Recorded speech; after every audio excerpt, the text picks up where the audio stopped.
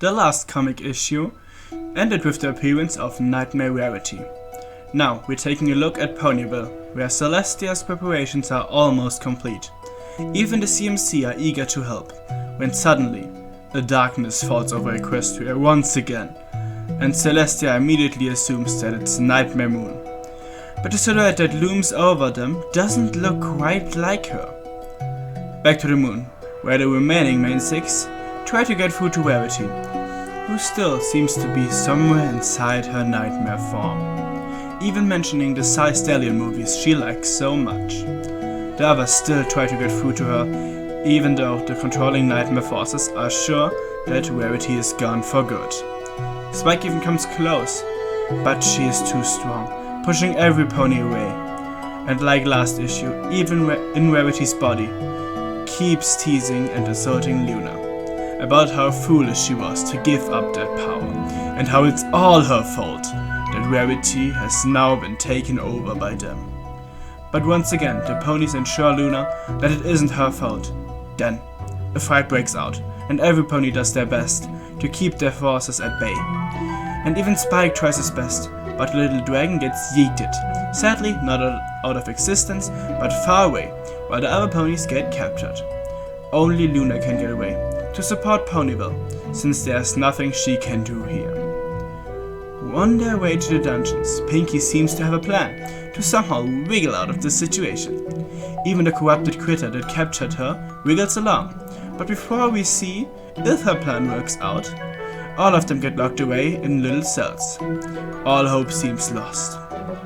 But of course, Fluttershy is more worried about her animals than anything else, even wishing to cuddle one at that moment. And that wish actually comes true when a little moon critter steps out of the shadows.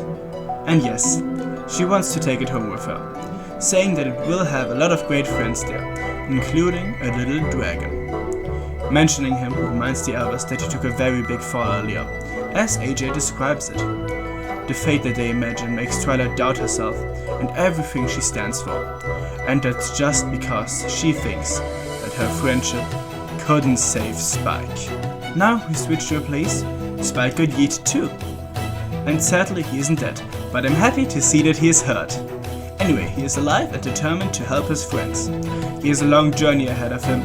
He keeps himself entertained through singing a song that I won't recite here because I refuse to praise Spike, which is the entire content of it. But at the end of his way, he finds some weird creatures that he calls camouflage slugs, which seem like a plot device to help him get into Nightmare Rarity's castle, which is where we go to now. Nightmare Rarity is speaking with her subjects and explaining why she chose Rarity. Her self-esteem issues made her an easier target to corrupt than the other main six. The forces knew she had some deep dark secret that she was hiding from her friends, which was the weakness they attacked. Spike eavesdropped on this conversation, which is why he now also knows where his friends are imprisoned, which Nightmare Rarity also mentioned. So he starts making his way to the dungeon, while it gets noticed that one of the shadow creatures lost the key to the cells of the ponies. And I even know why it's missing. But you have to wait until the next issue, which is why he immediately goes searching for it and runs into Spike on the way, who just barely is able to hide. But now that he was discovered, he has to hurry to save the others. But he gets stopped again by the nightmare mist, and for some reason he isn't even noticing it at first. His following dream isn't even a nightmare. For him it looks like Rarity is finally reciprocating his feelings and asking him to be her king forever. But he has to forget about the past and all his friends in exchange. This makes him finally question if this even is real, and his suspicions get confirmed when he asks her about the fire ruby, which is the symbol of his bond with Rarity, and she does not react. He realizes that it's not his Rarity, but Nightmare Rarity. But it's too late. He gets captured by the forces as well. This shows us that the Nightmare forces can control all dreams, not only nightmares. And now that even Spike is captured, all hope seems lost.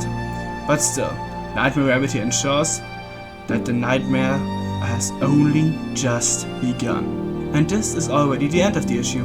And again, the things we learned about the nightmare forces are impressive. But what do you think? Did you like how Spike got yeeted over half the moon? Are you disappointed because of the cliffhanger? Why did half of the issue feel like a Spike episode?